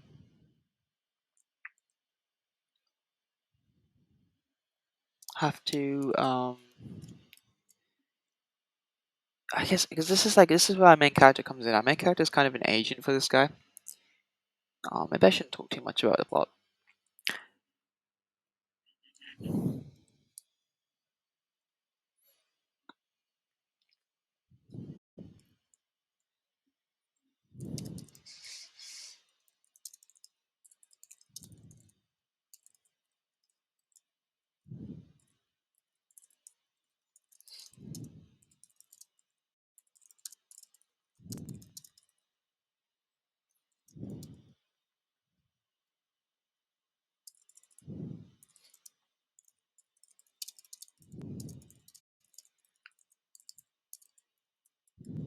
Maybe he's fueled by money because he knows that the entire wealth of the world is only going up, especially with Raxcam in control of space travel. So he knows that the world's going up in value, and wealth's coming back from Mars, the moon, and companies over there. So he wants to take all of that for himself, and he thinks he can do a better job. But it's not just for, he doesn't really want to lead the world. He wants to make money off it because he's been growing up in a money hungry world. So that's all he wants. He essentially wants to become a dictator of the world, not to not for the sake of leading the world and its peoples to prosperity and harmony, but because he wishes to absorb the entirety of the world's wealth. Maybe he does do it.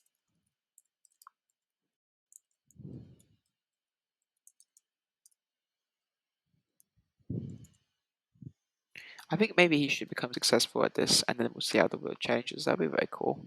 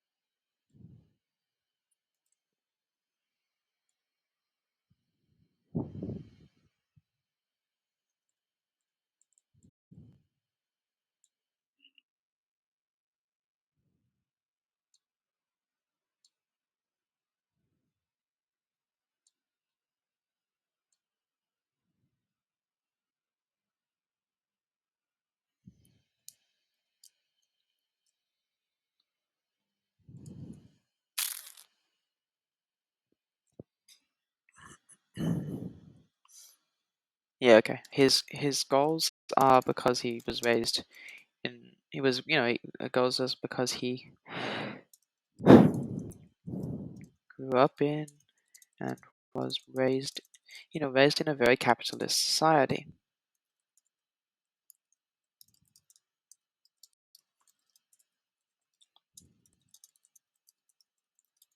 Emphasis on material and economic wealth.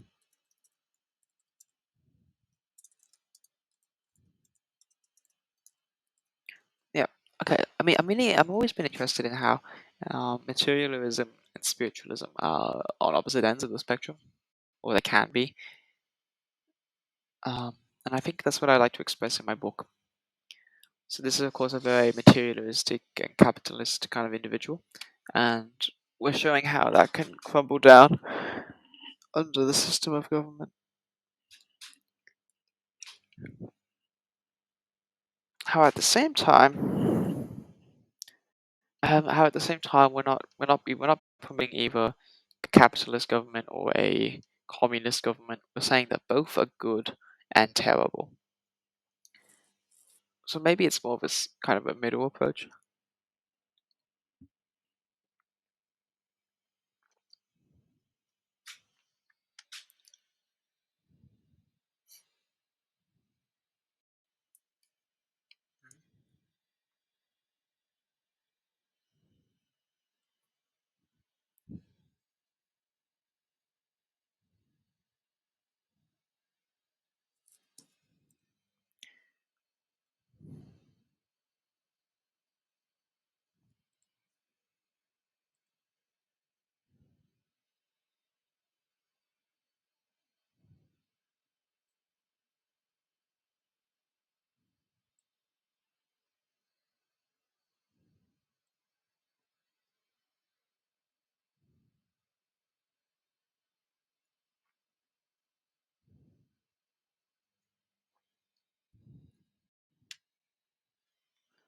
I think that I need to.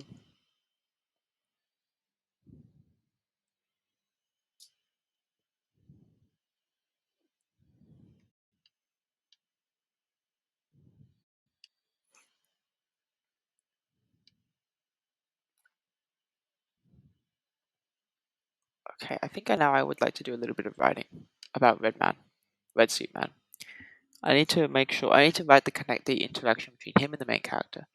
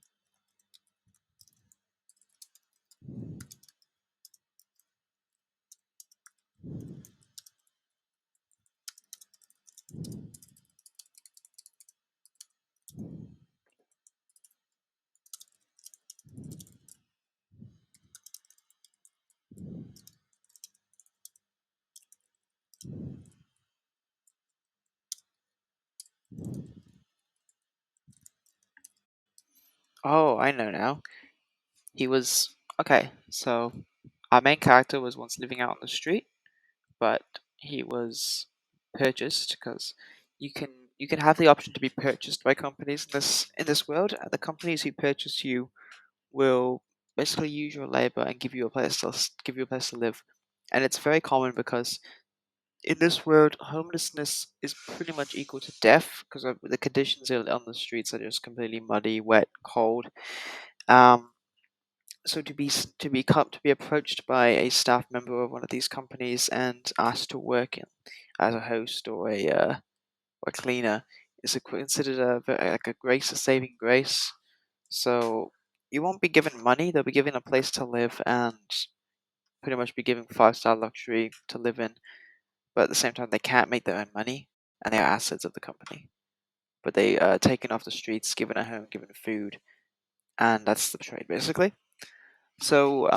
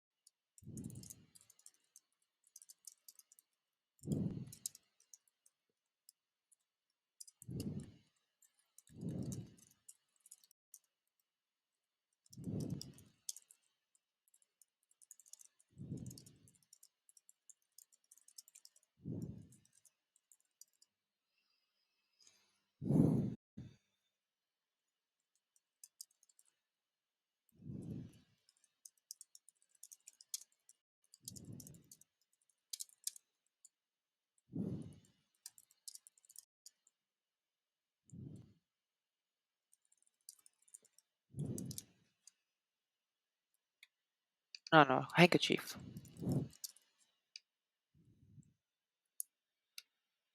Oh, handkerchief. Oops.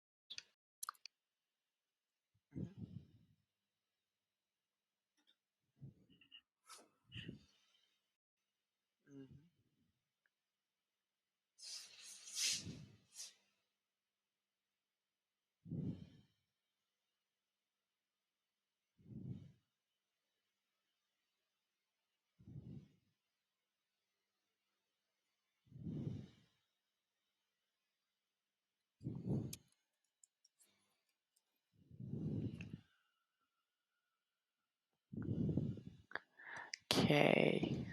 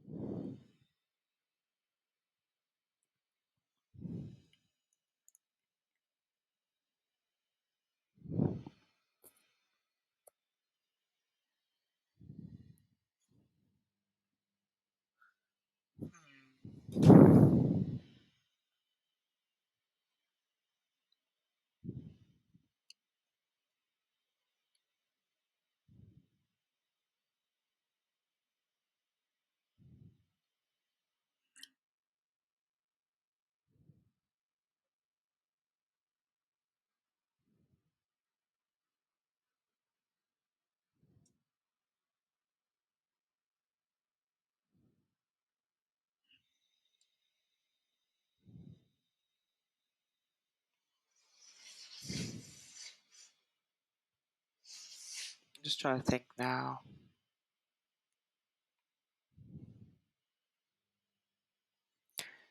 I can't wait to do those streams that I see on Twitch where people like talk to hundreds of people at a time. I think that's gonna be really like active and fun. Right now, it's good. I mean, I'm just going to do my writing, but looking forward to mixing it up a little bit. Um, we'll see. I'm just going to keep going with it and see how I go.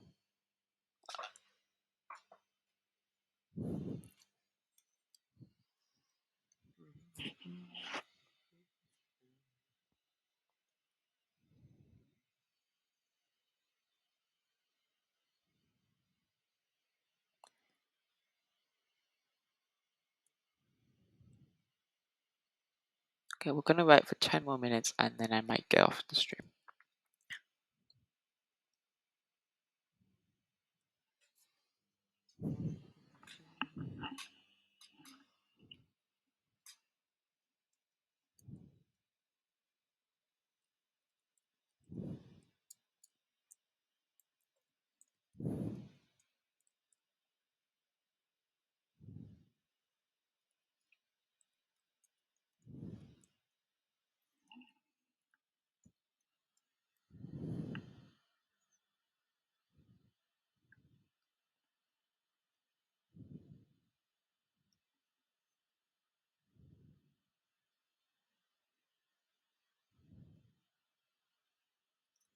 What comes next? What comes next? Can skip forward a bit and do a little bit of extra writing.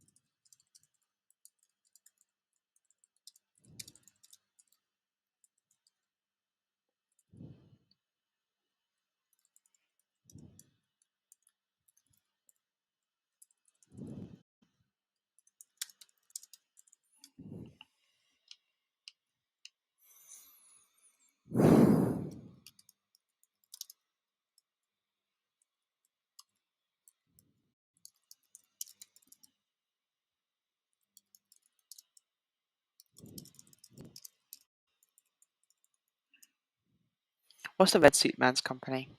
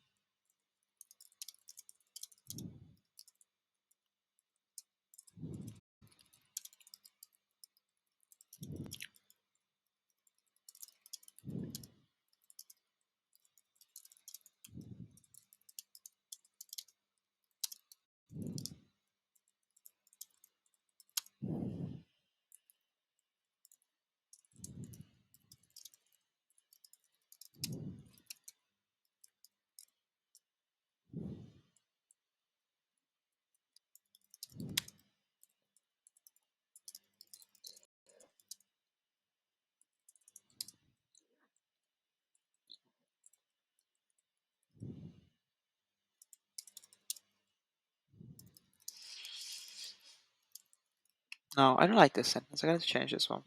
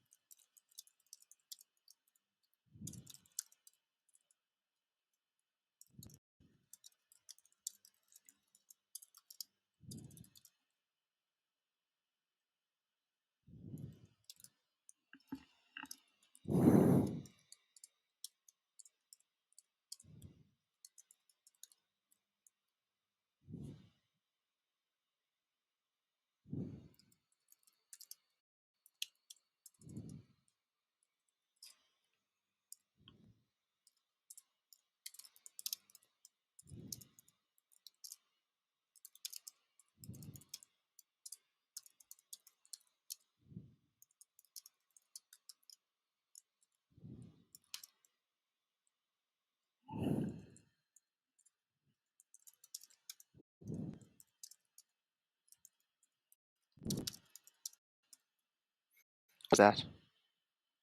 Hey, thank you so much for the follow, Z Heat Hanix. Um, wow, I really appreciate it. Thank you so much. You're my second follower.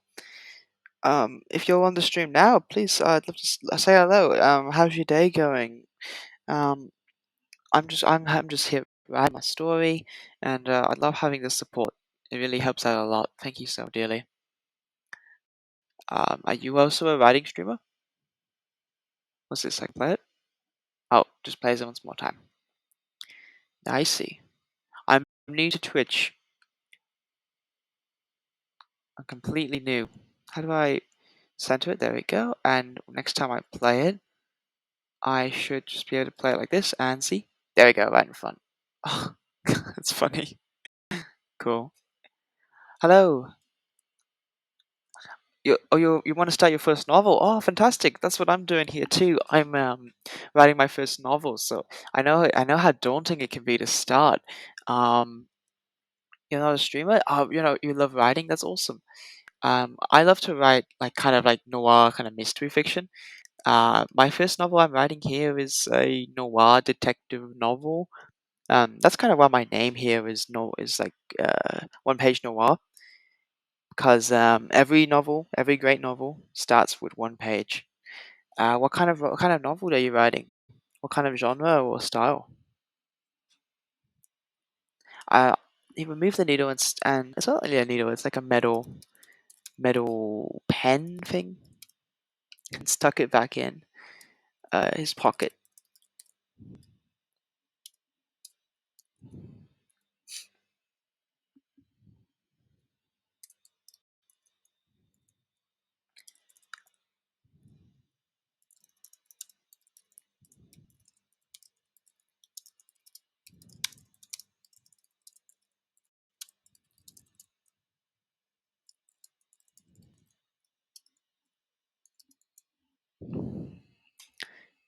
You into fantasy? Big fan of Brandon Sanderson. I almost said Swandon Branderson. That's funny. But I've been watching his lecture on YouTube as much as I can. Brandon Sanderson.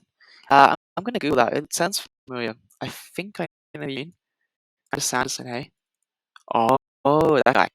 You're that very popular series. I went to bookstores just outside in the city, and I see his The Way of the King was very popular, especially a few months ago. I haven't actually read him though, so I should read him. Hey, maybe you could do a reading on stream. I really hope your novel goes well. And fantasy is definitely interesting. You can read a lot about that. Well, thanks so much for checking out stream. Um, I do a little bit of reading on here. Just earlier today, I did some Roald Dahl, which was kind of a bit of I don't know how to describe it. Maybe you describe it as literature, but it was Roald Dahl's Deception. where he writes kind of stories of a bit of mystery and a bit of. It talks about how human nature is greedy and humans just want to like trick other people. Um, I did a little bit of reading earlier on stream because I want to do a bit of reading and writing as well. So if I can find some of Brandon Sanderson's work, maybe I could share some of it. But I haven't read anything yet, so we'll see. It's something I would like to do more of, though. More reading. If you have any questions about what I'm writing or any questions about my stream, please feel free to ask anything. I'm very open. And and um and it's a windy day and it's a windy day outside, so I'm not going anywhere. I'm not going outside today. It's so windy. It's cold. But it's funny because it's a beautiful day, but the wind is so strong where I live. So it's a really, really big contrast. But it's not like where I used to live. Like my old house where I used to live, the wind was so strong that we had a trampoline. And that was a great time and that was a great fun in the summertime. Used to jump on it and and I used to jump on it and the wind would just and then one time we saw it was so windy and it blew the trampoline across the yard. I'm just reading your comment now. Reading while you write. Oh, thank you. Gonna hang out here and do some research. Yeah, yeah, chill. We can do some work together. Kind of like a study group. I think that's really cool. I think Twitch is like primarily for like gamers and stuff, but it's a lot of it's content for everybody, and I just like to provide the content that some people prefer to watch. So I'm happy I can do that.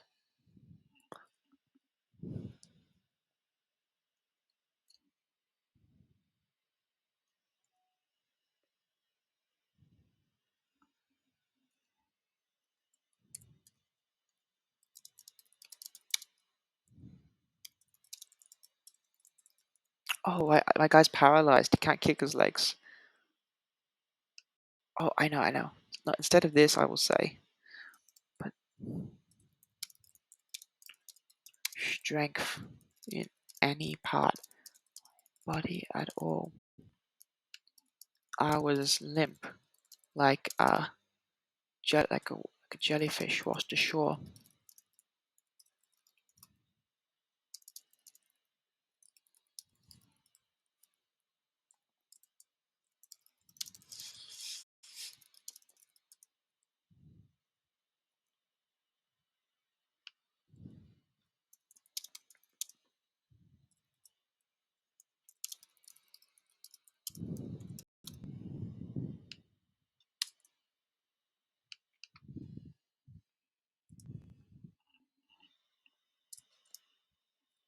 As a test of your loyalty, you must kill.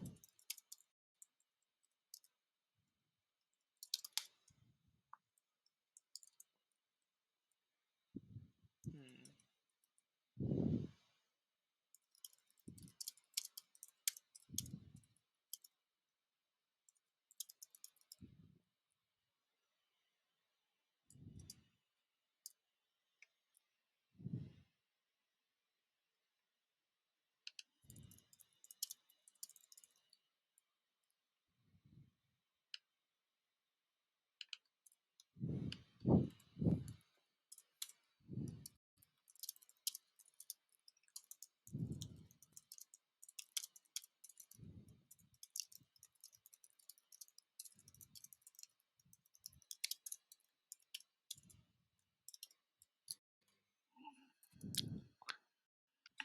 Okay, now we're getting some work done.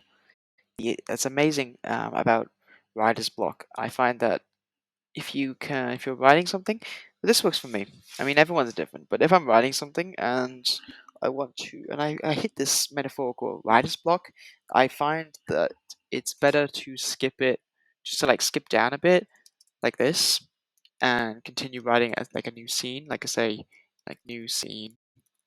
And then if you struggle with this one, you go, okay, next one, you go new scene. And it works for me because I can write different parts of my story, and at the same time, I'm not getting stuck and getting tired because I ran out of flow in the other one. There was a lot of this story I've written already, and so much of it I've just cut, which you play around with what you keep and what you don't keep. But this is the journey of writing our first novels.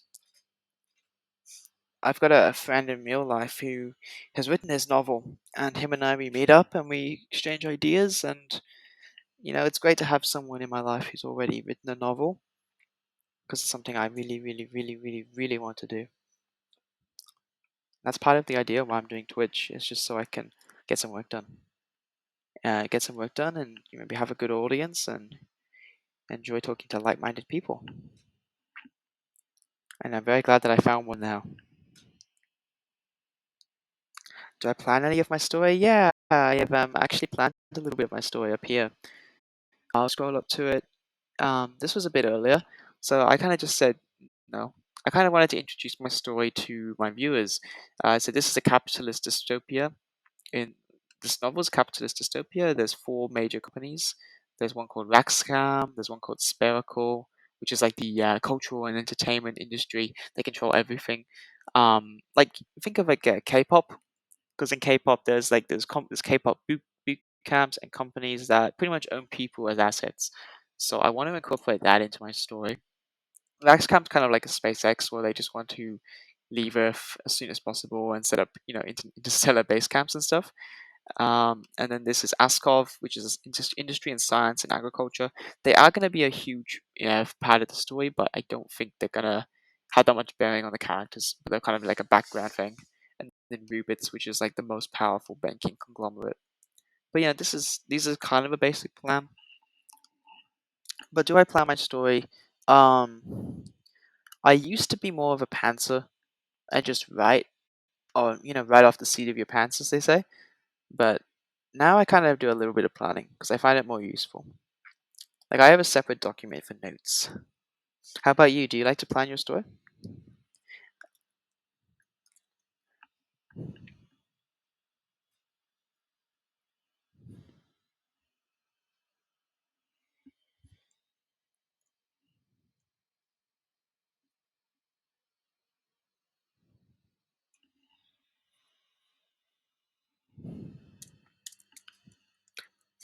Hmm.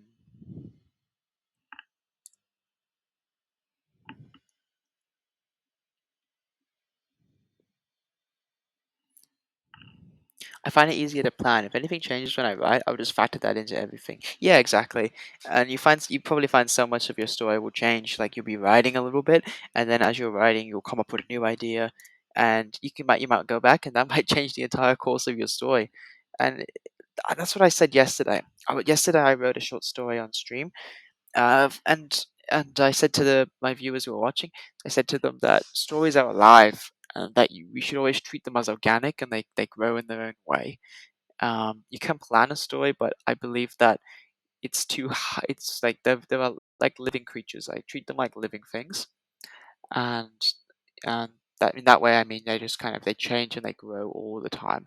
Stories constantly change. They constantly grow um, until they reach their full growth. I think an artist or any kind of creative person should publish something when it's 100%, when they're at least 100% confident in it, and maybe they'll never reach that stage. Maybe they'll always maybe they'll never be 100% happy with their work, but it's important just to get to that level that you think is you're willing to share with other people or not share. Yeah, and exactly the story will grow. Exactly, you understand? Yeah, we see eye to eye on this. It's awesome. But I think it's the some of the wonderful parts of being a writer. Maybe maybe Brandon Sanderson talks about that. I need to watch some Brandon Sanderson. I think after this stream I'll watch a little bit. Thanks for the recommendation. Uh, I can give a recommendation as well. I like to watch. See if I can find him on YouTube quickly. His name. I'll give you his name in a bit. Um, you probably heard of him, but his name is.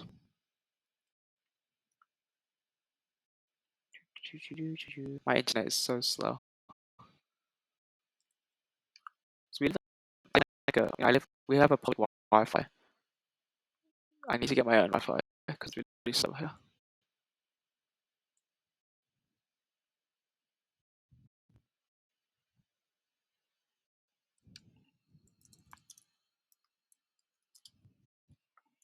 One second, I'm going to get it now.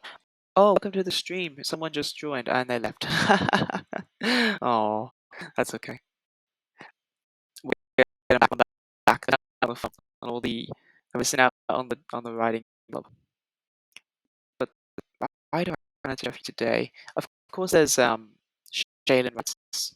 She's very well known, and there's who's the main guy? Oh, his name is R.C. Walden. Sorry that took so long. I got him here now. His name is R.C. Walden, and I watch him on YouTube. He lives in Melbourne, I think, in Australia, which is where I'm from.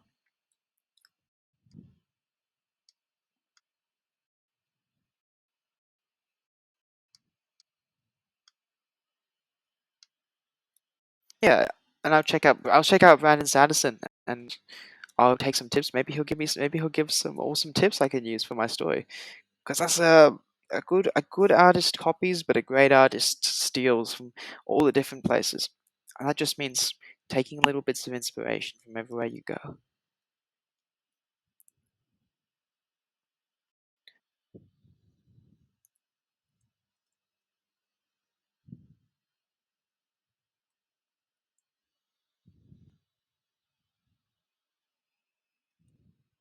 What's next?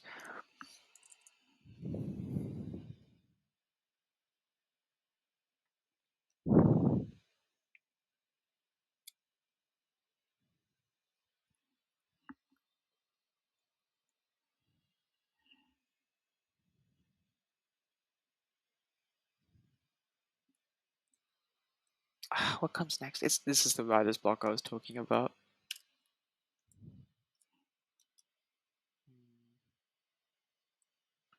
I suppose I already have this scene.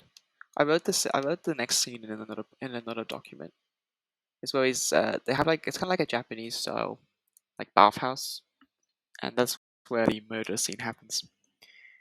I did write that in a different document, so I think I can just copy paste this into my main document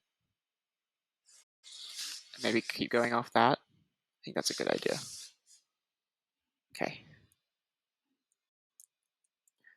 Um, and please let me know if my mic quality isn't good because yesterday people were telling me that my mic was a bit scuffed.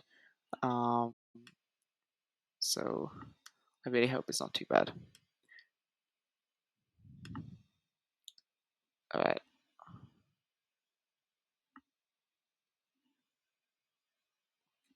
I'm just gonna open up my other document and continue working out of that one.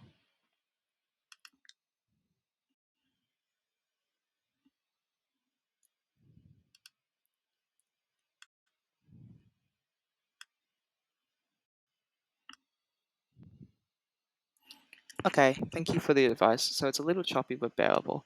Um, I think my microphone is missing the microphone, but I need to figure it out and change it. I need to figure it out and make sure it's actually bearable to listen to. Now,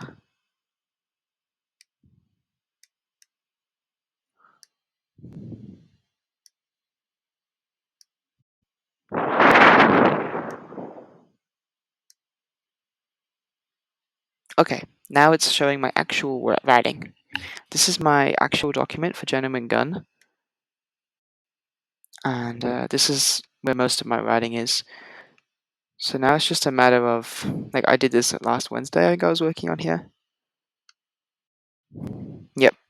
So I created this character named Mary, who's kind of like the leader, or like the leader of a K-pop trope. I guess it's kind of like K-pop, but they're working for the Spendle, which is the entertainment company. But that's not what I've just written. I just want to copy paste what I've written back in here. So wherever it is, where did I put it? Up the very top. Yes. Peacocks used to roam here. Mm-hmm. Now this is. Oh, I've already written it. but I want to change it.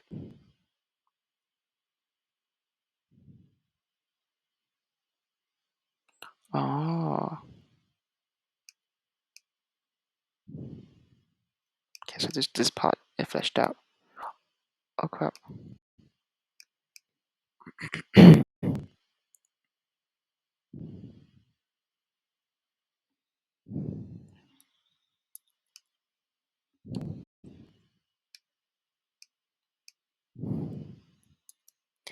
There we go.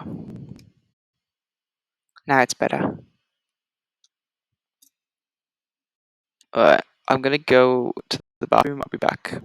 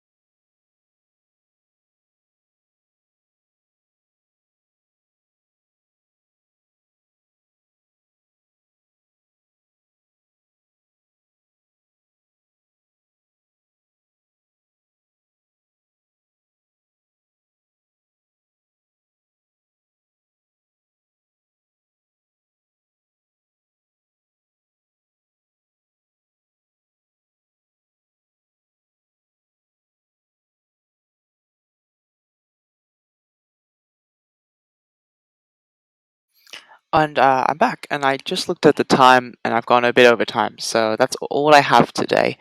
But thank you so much, Heathenix, C Heathenix. Thanks so much for coming and checking out my stream, and thanks for following me. I love that. Um, I'll stream again. Tomorrow, I think. I've got something to do in the morning time, but I think when I come home, I can do maybe another 2 hour stream. And so please, if you want it, come back to that. All right. I was late there. All right. Well, have a good evening. Thanks so much for checking me out. And come back next time. I think we'll do some writing, do some more reading. And I can't wait. It's going to be a good time. Have a nice evening. Bye.